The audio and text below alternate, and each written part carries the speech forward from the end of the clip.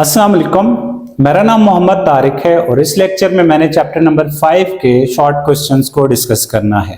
तो chapter number 5 आपके पास work and energy है। इसके 5 शॉर्ट क्वेश्चन आपकी एक्सरसाइज में गिवन है।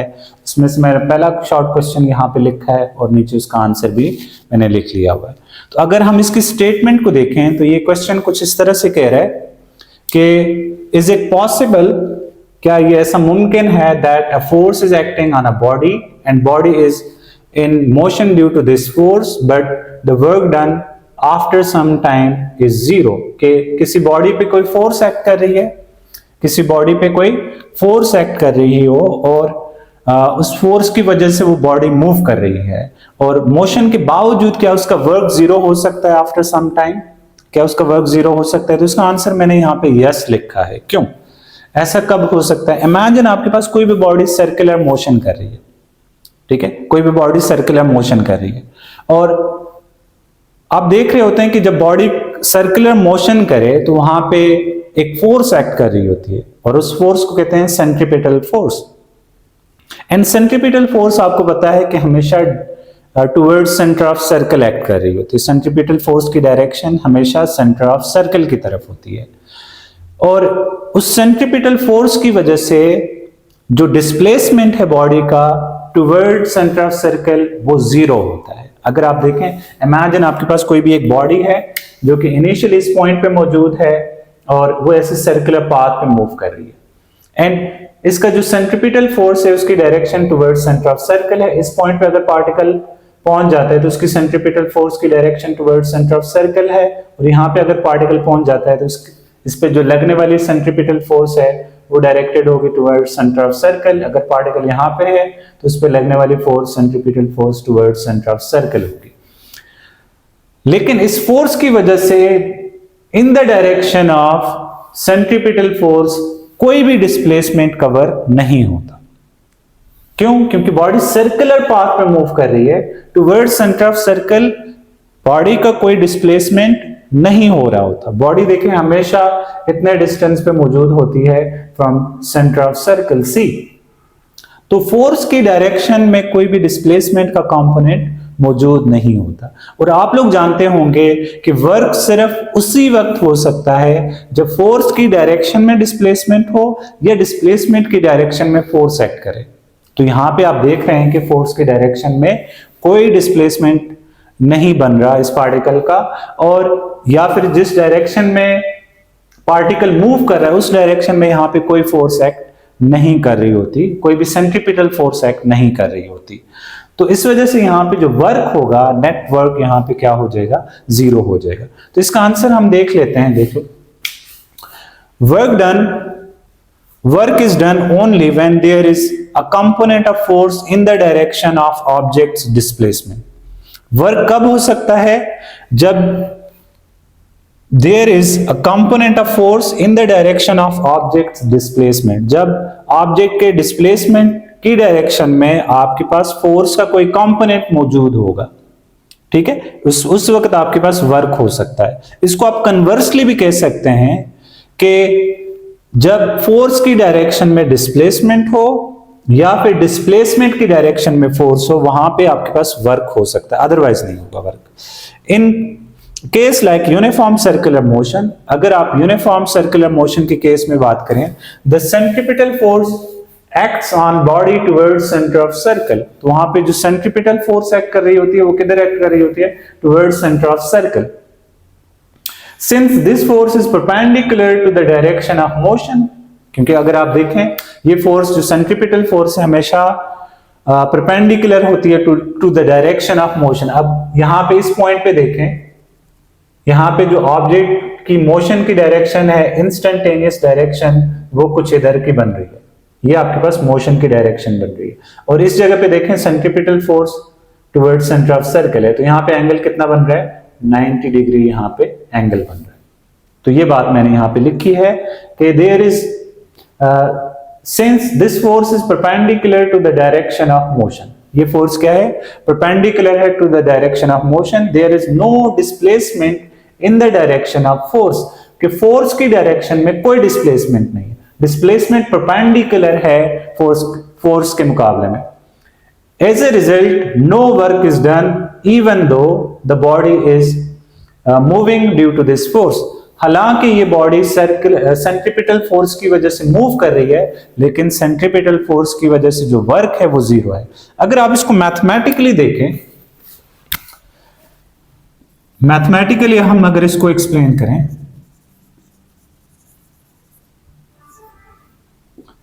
तो यहां पे आपके पास जो वर्क होता है ये इक्वल होता है F D cause of theta. F D cause of theta, अब डी की बजाय मैं यहां पे एस ले लेता हूं, डिस्प्लेसमेंट एस। अब देखिए यहां पे फोर्स कौन सी है, सेंट्रीपिटल फोर्स। इमेजिन यहां पे जो इंस्टेंटेनियस डिस्प्लेसमेंट है उसकी डायरेक्शन इधर को है, तो ये रहा आपके पास instantaneous displacement and cos of, यहां पे थीटा कितना बन रहा है, ये देखें डिस्प्लेसमेंट एंड फोर्स के दरमियान में एंगल 90 डिग्री बन रहा है and cos 90 is zero. Then आपके पास जो वर्क होगा ये भी आपके पास जीरो होगा। तो ये भी आप आंसर कर सकते हैं कि फोर्स एंड डिस्प्लेसमेंट के दरमियान में जो एंगल बन रहा है वो 90 डिग्री बन रहा होता है, या ये दोनों एक दूसरे के परपेंडिकुलर होते हैं, दैट्स व्हाई यहां पे भी वर्क जीरो हो सकता है। इसके बाद हम चलते हैं नेक्स्ट क्वेश्चन की तरफ। नेक्स्ट क्वेश्चन में कह रहा है कि some non conservative forces are acting on a body, can they change the total mechanical energy of body. किसी बॉडी पे आपके पास नॉन कंजर्वेटिव फोर्सेस एक्ट कर रही हैं, नॉन कंजर्वेटिव फोर्सेस की वजह से क्या टोटल मैकेनिकल एनर्जी चेंज होगी या उस बॉडी की मैकेनिकल एनर्जी कंजर्व रहेगी, तो ये सवाल है। तो हम इसको जरा आंसर करने की कोशिश करते हैं। देखिए नॉन कंजर्वेटिव फोर्सेस कौन कौन सी हैं आपके पास, frictional force non conservative force है, इसके अलावा जो एयर रेजिस्टेंस है ये आपके पास नॉन कंजर्वेटिव फोर्स है, इसके अलावा पुश और पुल आपके पास नॉन कंजर्वेटिव फोर्सेस हैं। तो ऐसी फोर्सेस की वजह से याद रखिएगा मैकेनिकल एनर्जी चेंज होती है, कंजर्व नहीं रहती। Non conservative forces like frictional force, air resistance often cause energy dissipation. ऐसी फोर्सेस की वजह से कौन सी, एयर रेजिस्टेंस, फ्रिक्शन और एयर रेजिस्टेंस की वजह से क्या होता है, एनर्जी डेसिपेशन होती है, एनर्जी जाया होती है। These forces do not conserve mechanical energy. ऐसी फोर्सेस मैकेनिकल एनर्जी को कंजर्व नहीं करती। मैकेनिकल एनर्जी से मुराद kinetic energy plus potential energy होता है, keep in mind. Instead they convert a part of it into other forms. ये क्या करती हैं, ये अपनी इस मैकेनिकल एनर्जी का कुछ हिस्सा दूसरी एनर्जीज में कन्वर्ट करती हैं, सच एज हीट और साउंड। ये क्या करते हैं, हीट या साउंड में इनको कन्वर्ट कर सकती हैं, या फिर डिफॉर्मेशन के लिए उस मैकेनिकल एनर्जी का इस्तेमाल कर सकती हैं। अब हमने यहाँ पे एग्जाम्पल कोट की है, for example when friction act on moving object it reduces the kinetic energy. किसी बॉडी पे अगर फ्रिक्शन एक्ट करे तो उसकी वजह से क्या होता है, काइनेटिक एनर्जी रिड्यूस होती है। वो काइनेटिक एनर्जी किधर जाती है, एंड कन्वर्ट्स इनटू हीट और साउंड। तो ये एनर्जी क्या हो जाती है, कन्वर्ट होती है इनटू हीट, और यहां पे आप साउंड भी लिख लें, हीट और साउंड में ये कन्वर्ट करती है, दस lowering the total mechanical energy. अब उसकी वजह से जो टोटल मैकेनिकल एनर्जी है वो क्या हो जाएगी, कम हो जाएगी। तो kinetic energy plus potential energy को आप मैकेनिकल एनर्जी कहते हैं। तो इस वजह से आपके पास जो काइनेटिक एनर्जी और पोटेंशियल एनर्जी है वो बिफोर द फ्रिक्शन कुछ और थी, आफ्टर द फ्रिक्शन वो kinetic energy and potential energy का सम कुछ और होगा। तो इस वजह से हम कह सकते हैं कि ये मैकेनिकल एनर्जी यहाँ पे कंजर्व नहीं रहती, वो चेंज होती रहती है। अब इससे अगला क्वेश्चन बड़ा आसान सा क्वेश्चन है, इसमें कह रहा है कि kinetic energy and work are related. Work energy principle में आपने देखा है कि काइनेटिक एनर्जी और वर्क आपस में रिलेटेड होता है। अब क्वेश्चन ये पूछ रहा है कि can kinetic energy be negative, क्या काइनेटिक एनर्जी नेगेटिव हो सकती है। फिर पूछ रहे हैं कि can work ever be negative, क्या वर्क कभी नेगेटिव हो सकता है। तो इसका जो शॉर्ट आंसर है वो ये है कि kinetic energy can not be negative. Kinetic energy कभी भी नेगेटिव नहीं होती, वो एक्सप्लेनेशन में मैं बताऊंगा क्यों नहीं हो सकती। But work done can be negative, हाँ वर्क नेगेटिव हो सकता है। अब इसकी एक्सप्लेनेशन है, पहले हम काइनेटिक एनर्जी की बात कर लेते हैं। आपको पता है कि काइनेटिक एनर्जी का जो फॉर्मूला है, काइनेटिक एनर्जी इक्वल होती है half mv², which is always positive. क्यों, the mass of body remains positive या मास ऑफ बॉडी कभी भी नेगेटिव नहीं होता, क्योंकि मास नेगेटिव हो ही नहीं सकता, फिर बॉडी का मास नेगेटिव हुआ तो वो बॉडी कैसे एग्जिस्ट कर सकती है। And square of velocity is always positive. अब देखें वेलोसिटी का स्क्वायर है, ये भी हमेशा क्या रहेगा, पॉजिटिव होगा, तो इस वजह से हम कह सकते हैं कि काइनेटिक एनर्जी क्या होगी, हमेशा पॉजिटिव रहेगी।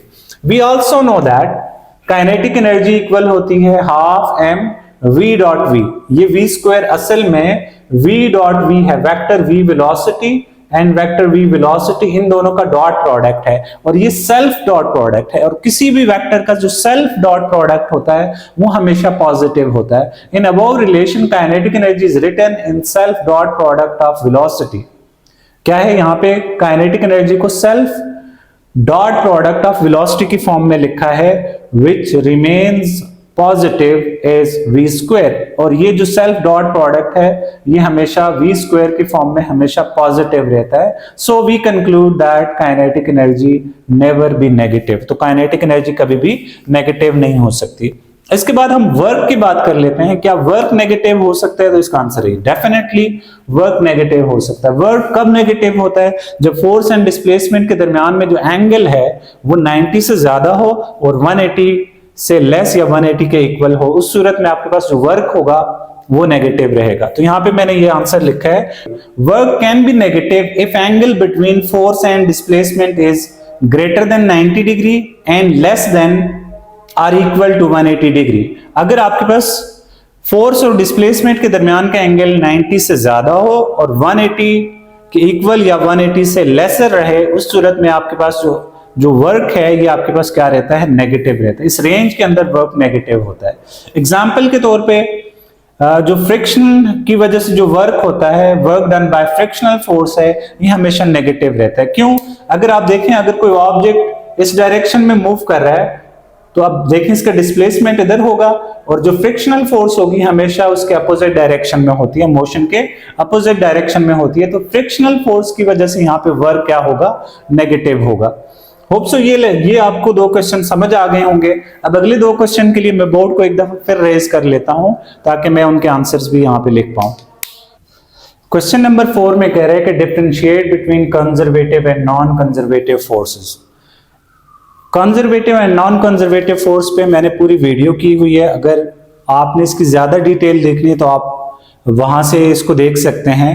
इसके अलावा मैं यहाँ पे इसको शॉर्ट क्वेश्चन ट्रीट कर रहा हूं, तो मैंने एक साइड पे यहाँ पे कंजर्वेटिव फोर्स लिखी है और दूसरी साइड पे मैंने वहां पे नॉन कंजर्वेटिव फोर्स लिखी है। तो याद रखिएगा फॉर कंजर्वेटिव फोर्सेस, यहाँ पे आप स्टार्ट में ये भी लिखें for conservative forces. Conservative forces के लिए पहला पॉइंट यह है कि work done is independent of path followed, कि कंजर्वेटिव फोर्स के लिए वर्क डन हमेशा पाथ पे डिपेंड नहीं करता। इसके लिए अगर आपको याद हो, जब मैं आपको ये टॉपिक पढ़ा रहा था, मैंने कहा अगर एक ऑब्जेक्ट ए पॉइंट से बी पॉइंट पे जा रहा है, अगर वो इस पहला पाथ ये फॉलो करता है और दूसरा पाथ ये फॉलो कर रहा है, तो पाथ 1 एंड पाथ 2 से जो वर्क होगा उसकी जो मैग्नीट्यूड रहेगी वो दोनों के लिए सेम रहेगी, दोनों पाथ्स के लिए सेम रहेगी। जितना वर्क इस पाथ से होगा सेम उतना ही वर्क इस पाथ से भी होना है। तो पहला पॉइंट ये है। और दूसरा पॉइंट ये है कि work done along a close path is zero, कि अगर आप किसी क्लोज पाथ में वर्क की बात करते हैं कि इमेजिन एक बॉडी है, यहां से मूव करती है, ऐसे मूव करके किसी दूसरे पॉइंट पे जाती है और वापस यहाँ पे पहुंचे, इस पूरे पाथ के अंदर इसका जो वर्क डन होगा वो क्या होगा, जीरो होगा। ये इसका दूसरा पॉइंट था। तीसरा पॉइंट ये है कि इसमें जो मैकेनिकल एनर्जी है वो कंजर्व रहती है। कंजर्वेटिव फील्ड के लिए याद रखिएगा, जो मैकेनिकल एनर्जी हमेशा कंजर्व रहेगी, कांस्टेंट रहेगी, सेम रहेगी। मैकेनिकल एनर्जी होती है पोटेंशियल एनर्जी और काइनेटिक एनर्जी का सम। और याद रखिएगा जो कंजर्वेटिव फोर्सेस होती हैं या कंजर्वेटिव फील्ड्स होती हैं, वहां पे पोटेंशियल एनर्जी डिफाइंड होती है, वहां पे पोटेंशियल एनर्जी को आप डिफाइन कर सकते हैं। और याद रखिएगा for conservative field work done is reversible. Conservative field के लिए वर्क क्या होता है, रिवर्सिबल होता है। एंड कंजर्वेटिव फोर्सेस की एग्जांपल आपके पास हैं जी, gravitational force, electric force, magnetic force, ये आपके पास सारे कंजर्वेटिव फोर्सेस हैं। नॉन कंजर्वेटिव फोर्सेस के लिए सारी चीजें आप रिवर्स कर दें तो आपके पास नॉन कंजर्वेटिव फोर्सेस बनती हैं। नंबर 1, कंजर्वेटिव फोर्सेस के लिए work done is dependent of path followed, कि वर्क डन यहाँ पे पाथ पे डिपेंड करेगा। अगर जाते हुए वर्क की एक वैल्यू है, वापस आते हुए वर्क की दूसरी वैल्यू होगी, तो यहाँ पे work done along a close path is not zero, तो यहाँ पे वर्क भी जीरो क्लोज पाथ में नहीं होगा। थर्ड पॉइंट ये है कि मैकेनिकल एनर्जी भी यहाँ पे कंजर्व नहीं होगी, जैसे वहां पे मैकेनिकल एनर्जी कंजर्व थी, यहाँ इस केस में मैकेनिकल एनर्जी कंजर्व नहीं होगी। इसमें कुछ एनर्जी आपके पास हीट के फॉर्म में या साउंड के फॉर्म में डेसिपेट हो सकती है। Potential energy is not defined, तो याद रखिएगा नॉन कंजर्वेटिव फोर्सेस के लिए पोटेंशियल एनर्जी डिफाइंड नहीं होती, और यहाँ पे वर्क डन इज इररिवर्सिबल, कि वर्क यहाँ पे रिवर्सिबल नहीं होता। अब इसके बाद जो नेक्स्ट क्वेश्चन है ये बिल्कुल क्वेश्चन नंबर 1 की तरह है। यहां पे कह रहे हैं what is work done by moon as it revolves around the earth, कि अगर आपके पास मून जमीन के गिर्द ऐसे रिवॉल्व कर रही है, लेट्स सपोज ये अर्थ है और ऐसे मून इसके गिर्द ऐसे रिवॉल्व कर रही है, तो क्या यहाँ पे मून कुछ वर्क कर रही है? तो याद रखिएगा मून के रिवॉल्व करने की वजह क्या है। मून के रिवॉल्व करने की वजह यह है, इमेजिन ये मून है, तो यहाँ पे जो अर्थ है इस पे एक फोर्स लगा रही है जो कि ग्रेविटेशनल फोर्स है। यहाँ पे कौन सी फोर्स लग रही होती है?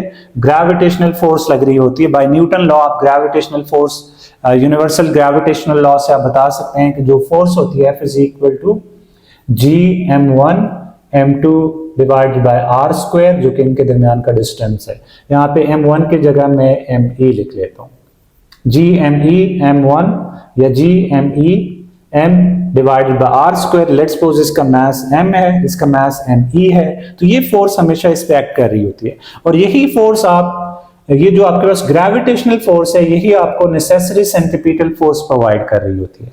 अब देखिए मून यहाँ पे ऐसे मूव कर रहा है, तो इस पे लगने वाली फोर्स की डायरेक्शन इधर है, तो यहाँ पे देखें डिस्प्लेसमेंट इस डायरेक्शन में है, और जो फोर्स है वो टुवर्ड सेंटर ऑफ अर्थ लग रही है, तो इनके दरमियान में यहाँ पे एंगल कितना बन रहा है? 90 डिग्री बन रहा है। तो इस 90 डिग्री की वजह से भी यहाँ पे वर्क डन जीरो हो सकता है। दूसरा आंसर यहाँ पे मैंने जो लिखा है वो ये है, the work done of the moon is zero. क्यों जीरो है? Because there is no displacement of moon in the direction of centripetal force, कि सेंट्रीपिटल फोर्स की डायरेक्शन में मून का कोई डिस्प्लेसमेंट नहीं है। जैसे सेंट्रीपिटल फोर्स इस डायरेक्शन में लग रही है, इस डायरेक्शन में मून कोई भी डिस्प्लेसमेंट कवर नहीं कर रही, तो इस वजह से इसका वर्क क्या हो जाएगा? जीरो हो जाएगा। दूसरा यहाँ पे हमने ये इसका आंसर आप ये भी लिख सकते हैं, the displacement and force are perpendicular. देखें डिस्प्लेसमेंट इधर है और फोर्स की डायरेक्शन ये है, तो इनके दरमियान में एंगल कितना आ गया? 90 डिग्री आ गया। तो यहाँ पे जो फोर्स जो वर्क होगा वो क्या होगा? F centripetal into displacement S and cos of theta आ जाएगा। तो यहाँ पे देखें जो थीटा बन रहा है, work done is equal to FCS cos of theta कितना बन रहा है? 90 डिग्री, एंड cos 90 कितना होता है? 0, तो वर्क भी आपके पास क्या हो जाएगा? 0। तो यहां से आप ये कंक्लूड कर सकते हैं कि जब मून जमीन के गिर्द रिवॉल्व कर रही होती है तो उसका जो नेट वर्क डन होता है वो क्या होता है? 0 होता है। तो इस तरह से आपके सारे शॉर्ट क्वेश्चंस भी हो गए हैं। तो इंशाल्लाह हमने अब नया चैप्टर इसके बाद शुरू करना है। होप सो आपने ये चैप्टर अच्छे से समझ लिया होगा। अगर आपको हमारी ये एफर्ट पसंद आ रही है तो आपने हमारे चैनल को लाइक, शेयर एंड सब्सक्राइब लाजमी करना है। तो मिलते हैं इसके बाद नेक्स्ट वीडियो में। अल्लाह हाफिज।